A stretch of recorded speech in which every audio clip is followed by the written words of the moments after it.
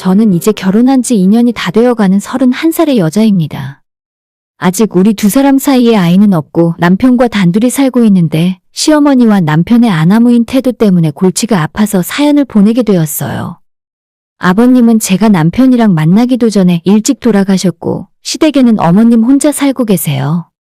안타깝게도 시댁 재산은 거의 없어서 어머님 혼자 월세집에서 살고 계신데 저희가 매달 보내드리는 용돈 30만 원과 어머님이 소소하게 일을 해서 조금씩 벌며 생활하고 계세요.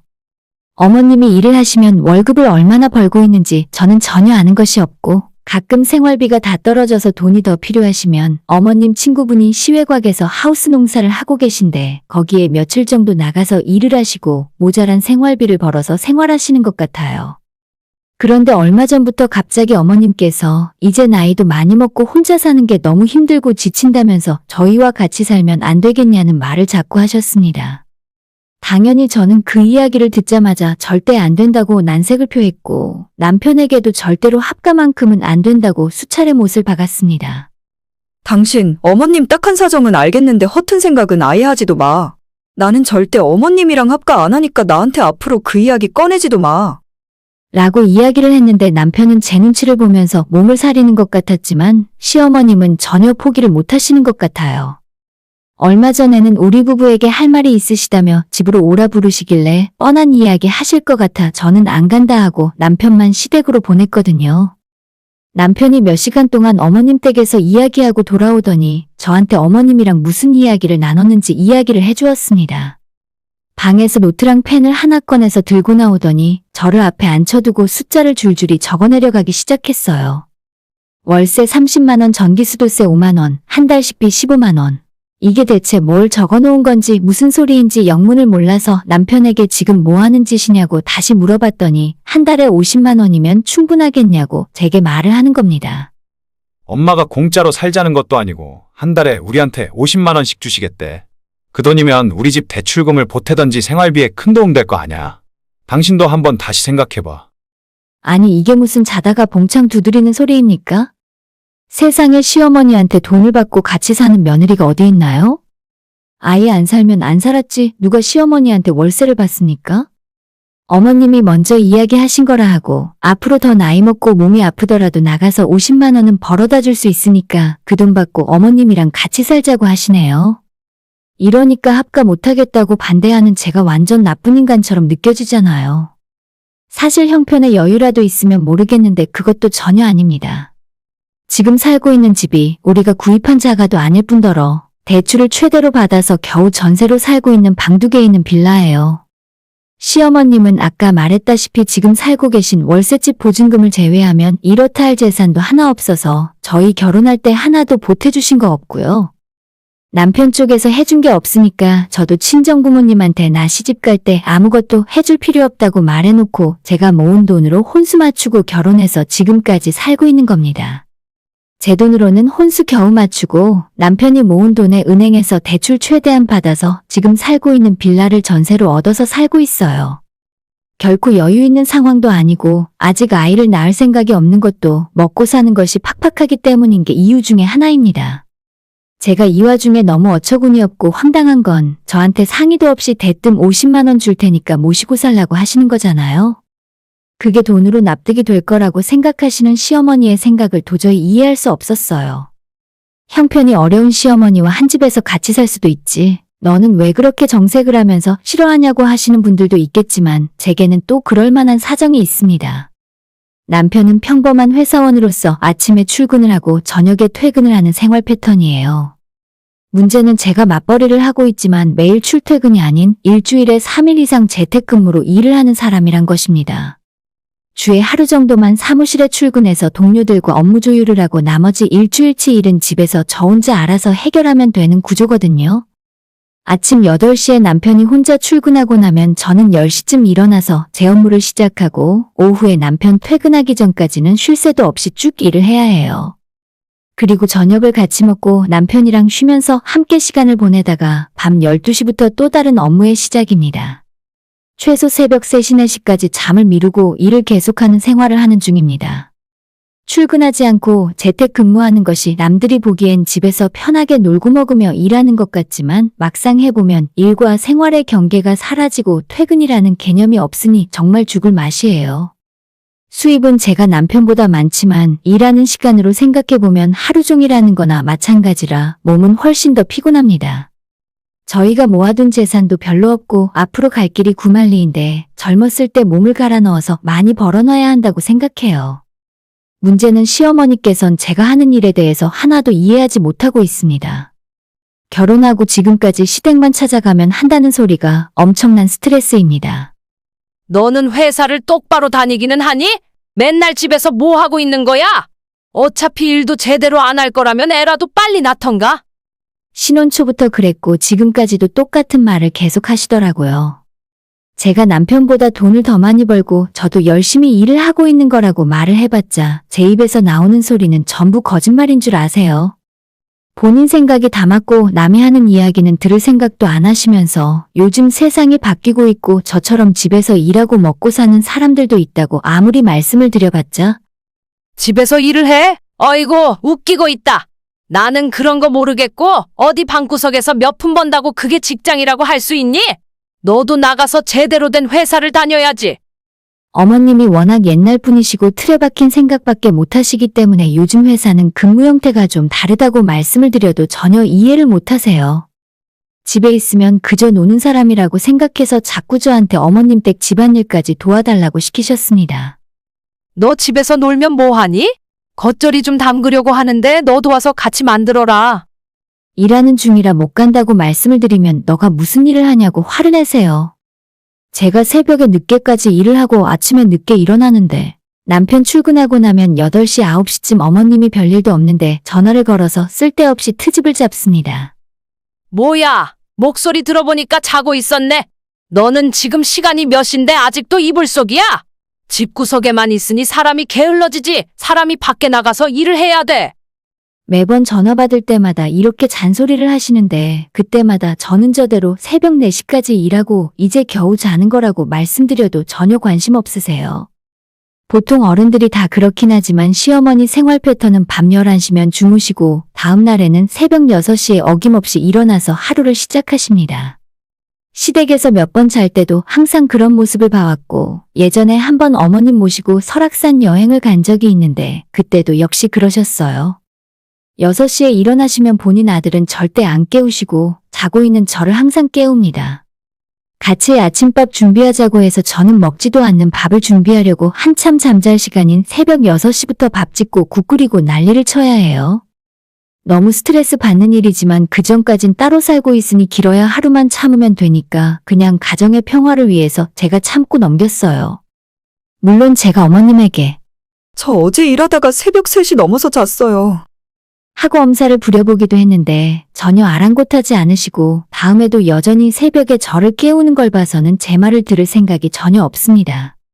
하는 일이 너무 많다 보니 주말에 여행 가거나 추석 설날에 시댁 가서도 노트북을 들고 밤에 일을 해야 하는 직업인데 제가 하는 일은 그저 방구석에서 애들 장난으로 생각하시고 멀쩡한 직업이란 의식 자체가 없어요. 너가 아침에 출근을 하길 하냐? 맨날 집에서 컴퓨터만 들여다보고 있는데 누가 대체 너한테 월급을 주는 거야? 라고 하시길래 저희 회사 명함도 보여드린 적 있고 오죽했으면 제 월급 통장까지 보여드린 적도 있지만 전혀 소용이 없습니다. 며느리가 집에서 마냥 놀고 있는 것이 아니라 이렇게 열심히 일하고 돈 벌고 있다고 수십 번도 넘게 말씀드리고 이해시키려고 노력했죠. 그래도 여전하시고 전혀 제가 하는 말은 귀에 담아 들을 생각이 없는 분이세요. 이런 어머님이랑 어떻게 같이 살겠습니까? 보나마나 매일 새벽 6시가 되면 자고 있는 저를 깨워서 아침에 출근하는 남편에게 밥 차려주라고 난리를 피우실 게 뻔해요. 어머님 눈치 보느라 새벽에 늦게까지 일하고도 점심시간까지 늦잠도 못 잘 뿐더러 제가 방에서 업무하느라 집중하고 일하고 있으면 시도 때도 없이 불러내서 집안일을 하라며 시키시겠죠. 남편은 제가 하도 어머님이랑 합가는 절대 불가하고 못한다 싫다고 난리를 쳐놨더니 처음엔 알겠다고 자기가 알아서 어머님 포기하실 수 있게 말씀을 드리겠다 했는데 최근 들어 더 저러시는 걸 보니까 어머님은 전혀 포기하지 않으신 것 같아요. 아마 합가해서 같이 살게 된다면 처음 약속했던 50만 원도 몇 달 주는 척만 하다가 점점 흐지부지 될 게 뻔할 것 같고, 남편은 저와 시어머니 가운데에서 할 말도 제대로 못하고 그냥 시어머니 하자는 대로 따라갈 것이 불을 보듯 뻔한 일이에요. 어머님이 청소나 빨래 같은 집안일이라도 한 번 하시면 일하고 있는 저를 불러내서 같이 하라고 잔소리하실 뿐입니다. 넌 매일 집에서 빈둥빈둥 컴퓨터만 붙들고 뭐 하는 거니? 방에만 있지 말고 나가서 움직여. 라는 말을 하시면서 나가서 같이 집안일을 하고 운동을 하라고 하던지 장을 보러 가자고 하면서 이리저리 저를 끌고 다니며 괴롭히실 것이 뻔한 일입니다. 저희 부부 어느 정도 돈 모을 때까지는 아이 가질 생각도 없는데 어머님께서는 지금도 너가 집에 있을 때 아이를 가져야 편하게 애 키울 수 있는 거야. 라고 하시는 분이에요. 제가 다니는 회사가 육아휴직으로 일을 쉬면 다시 복직이 힘들고 사실상 회사를 계속 다니지 못합니다. 제가 아이 돌본다고 일을 쉬어버리면 세상에서 저한테 돈 줄 사람 아무도 없습니다. 그 사실을 남편과도 다 이야기했고 최소한 우리가 돈을 모아서 집이라도 사고 난 뒤에 아이를 갖는 것이 맞다는 생각이에요. 하지만 어머님은 옛날 분이시라 그런 계산 자체가 없는 분입니다. 신혼 초부터 빨리 애 낳으라고 닥달을 하시다가 며칠 전에 남편이랑 같이 어머님 모시고 식사하러 간 적이 있는데 그때도 밥을 먹다 말고 대뜸 제게 이러시더라고요. 너 집에서 일하는 것 때문에 그러는 거면 내가 너네 집 가서 살면서 애 봐주면 될 거 아니냐. 너는 일을 계속해서 좋고 나는 예쁜 손주 봐서 좋고 서로 좋은 거지. 진짜 소름 끼쳐서 당장 아이 낳을 생각 전혀 없다고 말씀을 드렸습니다. 제가 너무 단호하게 대답해서 그런지 어머님이 제 이야기 듣고 기분이 나빠져서 갑자기 언성을 높이셨습니다. 아니 내가 뭐 잡아먹기라도 한데? 내 아들 집에서 살면서 내 손주 보겠다는데 그것도 못하게 막는 거야. 라고 하시길래 그때는 저도 빈정이 상해서 그럼 그냥 어머님 아들을 시댁으로 데려가서 둘이서 살라고 말씀드렸어요. 남편을 제가 포기할 테니까 데려다가 같이 사시던지 아니면 제가 이 집에서 나갈 테니까 두모자가 우리 집에서 사시라고 제가 비켜드리겠다 말했더니 그 뒤로 기분 상하셨는지 식사를 마무리하고 집에 갈 때까지 아무 말씀 없으셨습니다. 어머님이 생각 없이 꺼낸 한마디 때문에 좋은 분위기에서 식사하던 자리가 엉망이 되었고 대충 그렇게 끝내고 나서 집에 돌아온 후에는 남편이랑 2차전으로 한바탕 했습니다. 남편은 저한테 꼭 그렇게까지 이야기했어야 직성이 풀리냐면서 전부 제가 잘못인 것처럼 몰아세웠습니다. 그래서 저도 남편에게 지금 너희 엄마는 내 입에서 같이 살겠다는 말이 나오기 전까진 얼굴 볼 때마다 저러실 것 같으니까 남편 보고 중간에서 정신 차리라고 했죠. 난 절대 너희 엄마랑 살 생각 없고 만약 그게 마음에 안 들면 우리 결혼 생활 끝내고 엄마나 모시고 살라 했습니다. 제 말에 남편은 말문이 탁 막힌 듯 그래, 너 잘났다. 이 문제는 그만 이야기하자. 라면서 대화를 피하길래 앞으로 한 번만 더 합과 비슷한 이야기라도 꺼내거나 당신 엄마가 같이 살자는 소리에 제대로 대답 못하면 그냥 이혼하자고 했어요. 시어머니 나이가 이제 환갑도 안 됐는데 벌써 이럴 정도면 나이 먹고 어머님 아프고 병들면 무조건 모시고 살면서 저보고 병수발하게 할 것 같아요. 만약 제가 나가서 회사 다니고 남편이 집에서 재택근무로 돈 버는 사람이었어도 시어머니가 이렇게 반응하셨을까요? 아마 자기 아들은 능력이 있어서 출퇴근 안 해도 더 많이 돈 벌어올 수 있다면서 회사 다니는 저를 바보 취급하셨을 게 뻔합니다. 저 지금까지 착하게 산다고 살았는데 어쩌다 이런 시어머니를 만나게 된 건지 모르겠어요. 진짜 이번 일 제대로 해결 안 되면 남편이랑 이혼할 생각까지 하고 있고 어차피 어머님이 집으로 들어오는 순간 제가 바로 나갈 거니까 절대 제가 모시고 사는 일은 없습니다. 잘해주고 예뻐해줘도 모시고 살기 힘든데 얼굴만 보면 못 살게 구는 놀부심보 시어머니랑 제가 미쳤다고 같이 살겠어요? 돈 50 주면서 다 해결된 것처럼 이야기하는 어머님이나 남편의 얼굴 표정을 떠올리면 지금도 어이가 없어서 웃음밖에 안 나오네요. 사람을 얼마나 우습게 알았으면 그랬겠나 싶어요. 앞으로 이런 이야기 나오면 그냥 제가 먼저 남편을 내보낼 생각입니다. 차라리 혼자 사는 게 낫지 이게 뭔가요 대체? 안녕하세요. 사연 보내고 그 뒤에 또 사건이 터져서 다시 연락을 드리게 되었습니다. 어머님이 며칠 전 저희 집으로 짐 싸들고 쳐들어오셨어요. 혼자 살기 너무 적적하고 힘들다면서 일단 한번 같이 살아보자고 하길래 그냥 내가 나갈 테니 아들이랑 사시라 하고 집에서 나왔습니다. 저녁에 퇴근한 남편이 상황을 파악하고 깜짝 놀라서 저한테 전화를 하더군요. 당신 엄마 집에서 내쫓던가 그걸 못하겠으면 그냥 끝내자. 진짜 이제 너랑 너네 엄마 지긋지긋해. 내일까지 어머님 안 내보내면 사람 불러서 내 짐 뺄 거야. 남편이 펄쩍 뛰면서 이혼만은 안 된다고 저를 붙잡았지만 끝내 작정하고 쳐들어온 시어머니를 집에서 내쫓진 못했어요.